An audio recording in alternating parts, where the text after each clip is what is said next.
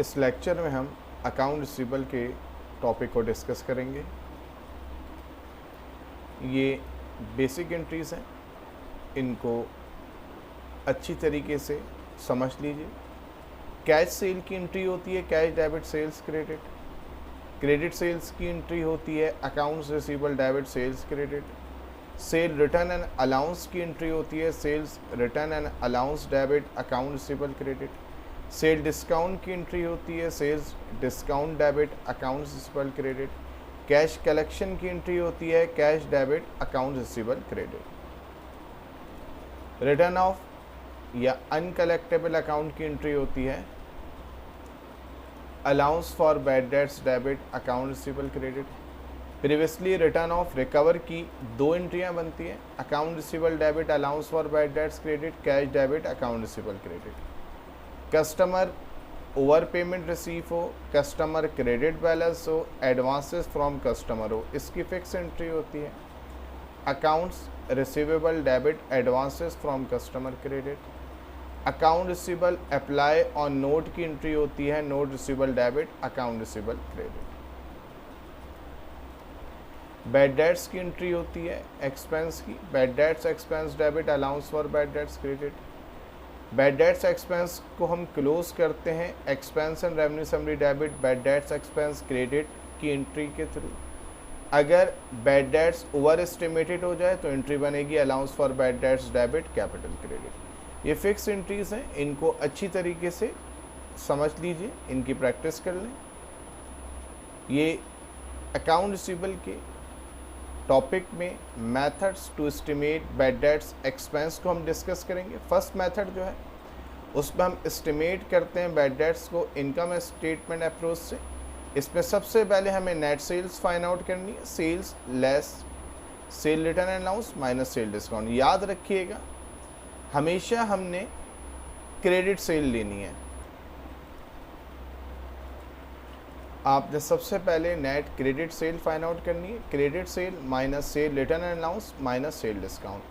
अगर आपके पास क्वेश्चन में टोटल सेल में कैश की सेल भी मौजूद है तो आप नेट क्रेडिट सेल में सिर्फ क्रेडिट वाली सेल काउंट करेंगे, कैश सेल्स को इग्नोर करेंगे।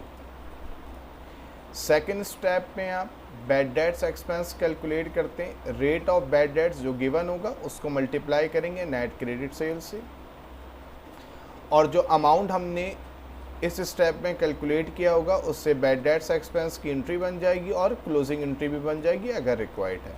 यानी कि जब हम एस्टिमेट करेंगे बैड डेट्स को इनकम स्टेटमेंट अप्रोच से तो उसके 3 स्टेप हमें करने होंगे। सबसे पहले net credit sale find out करेंगे, सेकंड स्टेप में बैड डेट्स एक्सपेंस का अमाउंट कैलकुलेट करेंगे, थर्ड स्टेप में एडजस्टिंग और क्लोजिंग एंट्री हम बनाएंगे। अगर क्लोजिंग नहीं मांगेगा तो सिर्फ एडजस्टिंग एंट्री बनेगी। सेकंड मेथड जो होता है वो होता है estimate bad dates by balance sheet approach. इसमें सबसे पहले आपको अकाउंट रिसीवेबल का एंडिंग बैलेंस मालूम होना चाहिए। अगर क्वेश्चन में अकाउंट रिसीवेबल का एंडिंग बैलेंस गिवन है तो हम उसी को यूज़ करेंगे, अदरवाइज हम लेजर यानी कि टी अकाउंट के जरिए अकाउंट रिसीवेबल का एंडिंग बैलेंस फाइंड आउट करेंगे। सेकेंड स्टेप में allowance for bad debts end find out करेंगे और उसका फार्मूला होता है rate of bad debts multiply by account receivable and. Third step में हम बैड डेट्स एक्सपेंस का अमाउंट कैलकुलेट करेंगे और उसके लिए देखें हमने लेजर बनाना होगा अलाउंस फॉर बैड डेट्स का। यानी कि इस मेथड में जो मेथड 2 कहलाता है जिसमें हम बैलेंस शीट अप्रोच के ज़रिए काम करेंगे, सबसे पहले आप अकाउंट रिसीवेबल का एंडिंग बैलेंस फाइंड आउट करेंगे। अगर गिवन है तो वो यूज़ करेंगे, अदरवाइज लेजर के ज़रिए अकाउंट रिसीवेबल का एंडिंग फाइंड आउट करेंगे। नेक्स्ट स्टेप में allowance for bad debts end find out करेंगे, rate multiply by account receivable end. और थर्ड स्टेप में आप अलाउंस फॉर बैड डेट्स का लेजर बनाएंगे, टी अकाउंट बनाएंगे और उसमें आप तमाम वैल्यूज़ जो आप एंट्री के ज़रिए और सेकंड स्टेप में allowance for bad debts and के ज़रिए जब आप टी अकाउंट बनाएंगे तो डिफरेंस आपके पास टी अकाउंट में आएगा। अगर डिफरेंस आपका क्रेडिट साइड पे आ रहा होगा तो उसकी एंट्री बनेगी bad debts expense debit allowance for bad debts credit, और अगर आपका डिफरेंस डेबिट साइड पे आ रहा होगा, यानी कि over estimated allowance for bad dates है तो उसकी एंट्री बनेगी allowance for bad dates debit capital credit. तो समझ लीजिए इस मेथड में हम पहले स्टेप में अकाउंट रिसीवेबल एंड को फाइंड आउट करते हैं, सेकंड स्टेप में allowance for bad debts end find out करते हैं। ये गौर से देख लें, ये allowance for bad debts and है, ये एंट्री का अमाउंट नहीं है, ये अलाउंस फॉर बैड डेट्स का एंड का अमाउंट है। थर्ड स्टेप में आप बैड डेट्स एक्सपेंस कैसे फाइंड आउट करेंगे, अलाउंस फॉर बैड डेट्स का टी अकाउंट बनाएंगे और फिर आप डिफरेंस निकालेंगे। क्रेडिट में डिफरेंस आएगा तो ये एंट्री बनेगी और डेबिट में डिफरेंस आ गया तो ये एंट्री बनेगी। 2019 रेगुलर क्वेश्चन नंबर 2 को देखें। Opening balance on 1 January 2019 account receivable का ओपनिंग बैलेंस मौजूद है और अलाउंस फॉर बैड डेट्स का ओपनिंग बैलेंस मौजूद है। इससे हम एंट्री नहीं बनाएंगे। अब आप क्वेश्चन को रीड करें। क्रेडिट सेल मौजूद है, कैश कलेक्टेड फ्रॉम कस्टमर मौजूद है, सेल्स रिटर्न मौजूद है, बैड डेट्स रिटर्न ऑफ मौजूद है, प्रीवियसली रिटर्न ऑफ रिकवर मौजूद है, recovery of previously return account मौजूद है। ये आपने जो 5 एंट्रीज देखी इनको अच्छे से गौर से देख लें। ये जो मैंने आपको शुरू में ये 12 एंट्रीज को डिस्कस करा तो आप नोट करें, इसी एंट्री के थ्रू जो 12 एंट्रीज बनी हुई है इसी के थ्रू आपके पास एंट्रीज बनेंगी, यानी कि आपको कोई स्पेशल एंट्री समझने की इस क्वेश्चन में 2019 रेगुलर में ज़रूरत नहीं है। ये क्वेश्चन है आपके पास 2019 रेगुलर। क्वेश्चन जब शुरू करेंगे तो सबसे पहले अकाउंट रिसीवेबल का ओपनिंग बैलेंस और अलाउंस फॉर बैड डेट्स का ओपनिंग बैलेंस मेंशन करते हैं। अगर आप क्वेश्चन में देखें तो allowance for bad dates opening की नेचर आपको मौजूद नहीं है। अकाउंट रिसीवेबल का ओपनिंग तो हमेशा डेबिट बैलेंस होता है। अलाउंस फॉर बैड डेट्स की ओपनिंग नेचर डेबिट भी होती है और ओवर स्टेटेड में क्रेडिट भी होती है, सॉरी ओवर स्टेटेड में क्रेडिट होती है। तो अलाउंस फॉर बैड डेट्स की ओपनिंग नेचर को आपने फोकस करना होता है। मैं फिर रिपीट कर दूं, अकाउंट रिसीवेबल की ओपनिंग नेचर हमेशा डेबिट होगी। अलाउंस फॉर बैड डेट्स की ओपनिंग नेचर ओवर स्टेटेड में डेबिट होती है और नॉर्मल बैलेंस क्रेडिट होता है। जब नेचर क्वेश्चन में अलाउंस फॉर बैड डेट्स की मेंशन ना हो तो हमेशा क्रेडिट बैलेंस होगा allowance for bad dates opening का, यानी कि ये जो बैलेंस है ये आपके पास क्रेडिट बैलेंस मौजूद है। आप इसको नोट डाउन कर लेंगे कि ये हमारे पास क्रेडिट बैलेंस मौजूद है। क्वेश्चन में कोई बिजनेस नेम मेंशन नहीं है, आप जनरल मेंशन करके एंट्रीज बना लेंगे। एंट्रीज मैंने आपके साथ डिस्कस कर ली थी।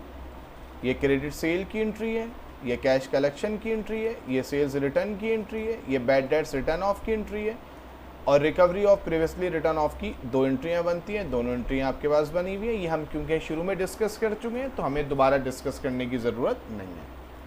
जब हम एंट्री बना लेंगे तब हम रिक्वायरमेंट को रीड करेंगे तो सबसे पहले अकाउंट रिसीवेबल का टी अकाउंट बनाना है। तो ओपनिंग बैलेंस आपके पास 187,500 है। आपने ओपनिंग बैलेंस लिख दिया, हमेशा डेबिट नेचर होगी इसकी। फर्स्ट एंट्री में देखें अकाउंट रिसीवेबल डेबिट है 187,500, सॉरी 218,750 आपने डेबिट में लिख दिया।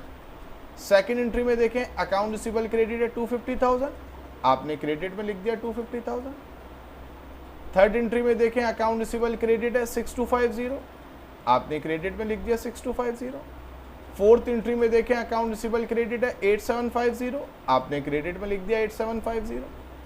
फिफ्थ एंट्री 2 पार्ट पे है, यानी कि फिफ्थ जो आपके पास एंट्री बनेंगी उसमें 2 एंट्रियां बनेंगी। पहली एंट्री में अकाउंट रिसीवेबल डेबिट है और सेकंड एंट्री में अकाउंट रिसीवेबल क्रेडिट है। तो आपने एक दफ़ा अकाउंट रिसीवेबल को डेबिट में लिखा 3750 और एक दफ़ा अकाउंट रिसीवेबल को क्रेडिट में लिखा 3750। अब आप तमाम डेबिट के अमाउंट को टोटल करेंगे, ये 410000 आ जाएगा। आप क्रेडिट साइड को टोटल करेंगे ये 268,750 आ गया। तो जो हायर वैल्यू है 410000 में से 268,750 माइनस करेंगे तो 141,250 आपके पास बैलेंस आ गया अकाउंट रिसीवेबल एंड का। ये बहुत सिंपल तरीका है अकाउंट रिसीवेबल का टी अकाउंट बनाने का। पार्ट 2 में आपसे कहा गया जी bad debts expense find out करें। 4% अकाउंट रिसीवेबल एंड पे लगेगा बैलेंस शीट अप्रोच से। बैलेंस शीट अप्रोच से हमने शुरू में आपको बैलेंस शीट अप्रोच पढ़ाई थी कि सबसे पहले आपने account receivable ending balance find out करना है। सेकंड स्टेप में allowance for bad debts end find out करना है। थर्ड स्टेप में अलाउंस फॉर बैड डेट्स का टी अकाउंट बना के आप डिफरेंस फाइंड आउट करेंगे। अगर डिफरेंस क्रेडिट साइड पे आएगा तो ये एंट्री बनेगी और डेबिट साइड पे आएगा तो ये एंट्री बनेगी। यानी कि यहाँ पर 3 स्टेप के जरिए आपको बैड डेट्स एक्सपेंस का अमाउंट कैलकुलेट होगा। तो आप देखें सबसे पहले आपने फर्स्ट स्टेप करा अकाउंट रिसीवेबल एंड जो आपने टी अकाउंट के जरिए फाइंड आउट किया। ये सेकंड स्टेप आपके सामने मौजूद है। Rate of bad debts 4% given है। अकाउंट रिसीवेबल एंड आपने 141,250 फाइंड आउट करा। आप दोबारा चेक कर लें अलाउंस फॉर अकाउंट रिसीवेबल का एंड 141,250 था। क्वेश्चन में रेट अकाउंट रिसीवेबल एंड पे 4% अप्लाई होगा। आपने 4% अप्लाई किया 141,250 4 से मल्टीप्लाई करेंगे 100 से डिवाइड करेंगे तो allowance for bad debts end आ गया। Allowance for bad debts end हमेशा डेबिट साइड पे लिखा जाएगा। हमेशा कहाँ लिखा जाएगा? डेबिट साइड पे लिखा जाएगा। ठीक है जी, आपने डेबिट साइड पे लिख दिया। Allowance for bad dates opening की नेचर मेंशन नहीं थी तो हमेशा क्रेडिट होगी। आप ओपनिंग को क्रेडिट में लिख देंगे 6250। आपने लिख दिया 6250। अब हम एंट्रीज को डिस्कस करेंगे, देखेंगे उसमें अलाउंस फॉर बैड डेट्स मौजूद है कि नहीं। ये एंट्रीज बनी हुई है। फर्स्ट एंट्री में अलाउंस फॉर बैड डेट्स नहीं है, सेकंड एंट्री में नहीं है, थर्ड एंट्री में नहीं है। फोर्थ एंट्री को देखें allowance for bad dates debit side पे 8750। आपने डेबिट साइड पे लिख दिया फोर्थ एंट्री में 8750। 5A जो एंट्री है उसमें अलाउंस फॉर बैड डेट्स है आपके पास क्रेडिट साइड पे 3750 और 5B में अलाउंस फॉर बैड डेट्स नहीं है। तो 5A में allowance for bad debts credit side पे 3750। आपने क्रेडिट में लिख दिया 3750। आप क्रेडिट की दोनों वैल्यू ऐड करेंगे ये 10,000 आ जाएगा। डेबिट साइड पे 8750 और 5650 ऑलरेडी मौजूद था।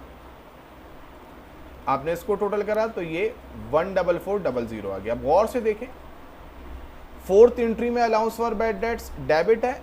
जो आप अलाउंस फॉर बैड डेट्स का एंड फाइंड आउट करेंगे वो हमेशा डेबिट होगा। इन दोनों साइडों को ऐड कर लें 14400 आ गया। Opening balance allowance for bad debts का क्रेडिट था। फिफ्थ ए एंट्री में allowance for bad debts credit में 3750, इन दोनों को ऐड करेंगे 10,000 आ गया। हायर अमाउंट इनमें 14400 वो मेंशन कर दिया। अब आप गौर से देखें तो डेबिट साइड का टोटल है 14400, क्रेडिट साइड का टोटल है 10,000। तो इन दोनों में जो डिफरेंस है वो 4400 है और वो कहाँ आएगा? डेबिट साइड, क्रेडिट साइड पे। डेबिट साइड का टोटल है 14400, क्रेडिट साइड का टोटल है 10,000। तो इन दोनों का जो डिफरेंस है वो 4400 है। और लोअर साइड कौन सी है? Credit side. तो क्रेडिट साइड पे आप डिफरेंस लिख देंगे बैड डेट्स एक्सपेंस के नाम से। आपने क्रेडिट में लिख दिया बैड डेट्स एक्सपेंस और एंट्री बन जाएगी bad debts expense debit allowance for bad debts credit. आपने एंट्री बना ली 4400 से। तो आपने पार्ट 2 की जो ए रिक्वायरमेंट थी वो कर ली। दोबारा देख लें। सबसे पहले आपने अकाउंट रिसीवेबल का टी अकाउंट के जरिए एंडिंग बैलेंस फाइंड आउट करा। फिर इस फार्मूले के जरिए allowance for bad debts end find out करा। फिर आपने अलाउंस फॉर बैड डेट्स का लेजर बनाकर डिफरेंस फाइंड आउट करा। डिफरेंस क्योंकि आपका क्रेडिट साइड पर आया था तो आपने ये एंट्री बना ली। अब क्वेश्चन 2 की बी रिक्वायरमेंट में 2% नेट क्रेडिट सेल के जरिए आपने काम करना है। क्रेडिट सेल मौजूद है 218750 और सेल्स रिटर्न मौजूद है 6250। सेल डिस्काउंट मौजूद नहीं है। तो इसमें सबसे पहले आप net credit sale find out करेंगे। फिर जो रेट गिवन है उसको नेट क्रेडिट सेल से मल्टीप्लाई करके bad debts expense find out करेंगे और फिर एंट्री बना लेंगे एडजस्टिंग एंट्री। क्वेश्चन को दोबारा देख लें, ये क्रेडिट सेल गिवन है, ये सेल्स रिटर्न गिवन है, इन दोनों को माइनस करके नेट क्रेडिट सेल निकालेंगे और फिर 2% के जरिए हम bad debts expense find out कर लेंगे। आपने क्रेडिट सेल में से सेल्स रिटर्न माइनस किया, नेट क्रेडिट सेल आ गई। नेट क्रेडिट सेल पे आपने 2% रेट अप्लाई करा तो आपके पास बैड डेट्स एक्सपेंस अमाउंट आ गया और बैड डेट्स एक्सपेंस अमाउंट से आपने एंट्री बना ली, bad debts expense debit, allowance for bad debts credit 4250, जो अमाउंट आपने यहाँ कैलकुलेट किया है। आई होप कि ये दोनों मेथड आपको बहुत अच्छे से समझ में आ गए होंगे। क्वेश्चन की थर्ड रिक्वायरमेंट में है कि आपने पार्शियल बैलेंस शीट बनानी है दोनों अप्रोच के ज़रिए। पार्शियल बैलेंस शीट का ये स्ट्रक्चर है, जैसे क्वेश्चन में अगर आपको partial balance sheet find out करनी है तो ये नोट करें 4 टाइटल ऑफ अकाउंट यूज होंगे पार्शियल बैलेंस शीट में। Account receivable ending balance, less allowance for bad dates ending balance. जो भी अकाउंट रिसीवेबल का बैलेंस आप फाइंड आउट करेंगे उसमें उन दोनों को माइनस कर देंगे, मानेंगे कि अकाउंट रिसीवेबल एंड बैलेंस में से allowance for bad debts and balance minus करके लिख देंगे आप। नोट रिसीवेबल का अमाउंट आप एज इट इज लिख देंगे और एडवांसेस फ्रॉम कस्टमर के अमाउंट को एज इट इज लिख देंगे। इसके अलावा आपने और कुछ नहीं करना, कोई प्लस माइनस कोई बैलेंस नहीं करना। पार्शियल बैलेंस शीट का मतलब ये होता है कि अकाउंट रिसीवेबल के टॉपिक में कौन से टाइटल ऑफ अकाउंट हैं जो कि बैलेंस शीट में यूज़ होते हैं। तो वो 4 अकाउंट है, account receivable end, less allowance for bad debts end, इन दोनों को माइनस करके लिख देते हैं। नोट रिसीवेबल, ये तीनों चीज़ें आप डेबिट साइड पे लिखेंगे यानी कि एसेट साइड पे, और इक्विटी साइड पे एडवांसेस फ्रॉम कस्टमर लिखते हैं। अब इन 4 में से जो टाइटल ऑफ अकाउंट क्वेश्चन में गिवन है उनको आप लिखेंगे और जो नहीं है उसको आप मेंशन नहीं करेंगे पार्शियल बैलेंस शीट में। ये आपके पास क्वेश्चन है, आप क्वेश्चन को अच्छे से देख लें। आपके पास नोट रिसीवेबल और एडवांसेस फ्रॉम कस्टमर क्वेश्चन में मौजूद नहीं है, तो सिर्फ 2 टाइटल ऑफ अकाउंट यूज हो गए, अकाउंट रिसीवेबल एंड और allowance for bad debts and. Account receivable का एंड बैलेंस आपने फाइंड आउट किया था 141,250। बैलेंस शीट अप्रोच में allowance for bad debts and आपने फाइंड आउट किया था 5650। आप चेक कर लें, अकाउंट रिसीवेबल एंड बैलेंस में से allowance for bad debts and minus किया, क्योंकि नोट रिसीवेबल और एडवांसेस फ्रॉम कस्टमर नहीं है तो हमने वो यहाँ पर नहीं बनाया। ये हमने बैलेंस शीट बनाई है, पार्शियल बैलेंस शीट बनाई है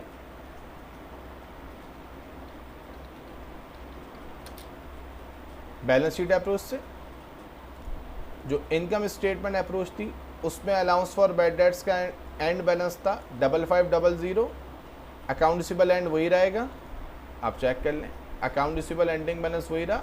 allowance for bad debts and income statement approach में 5500 थी, इन दोनों को माइनस करा क्योंकि एडवांसेस फ्रॉम कस्टमर और नोट रिसीवेबल नहीं है तो वो आपको पार्शियल बैलेंस शीट में नज़र नहीं आया। आई होप कि ये क्वेश्चन आपको बहुत अच्छे से समझ में आ गया होगा। Best of luck.